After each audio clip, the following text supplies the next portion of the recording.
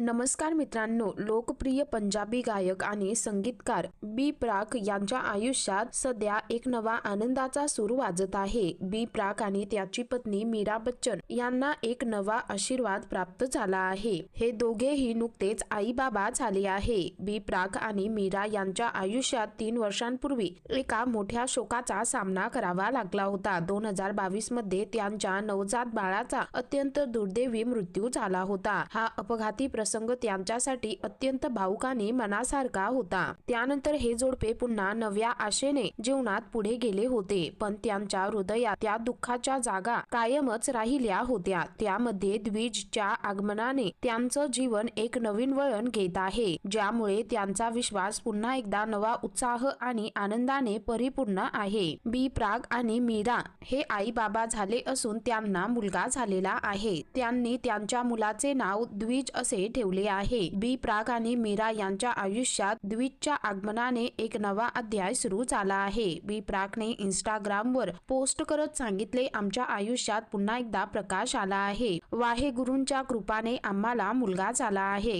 गायकाने आपल्या मुलाच्या नावाची घोषणा केली आणि त्याचबरोबर मुलाच्या नावाचा फोटो देखील शेअर केला आहे। द्विज हे नाव निवडताना बी प्राक आणि मीरा यांनी त्यांच्या जीवनाच्या दुसऱ्या सुरुवातीला आणि आशेच्या नवीन जीवनाला सुरुवात केली आहे। तर मित्रांनो, या संदर्भात तुमची काय प्रतिक्रिया आहे खाली कमेंट करून नक्की कळवा।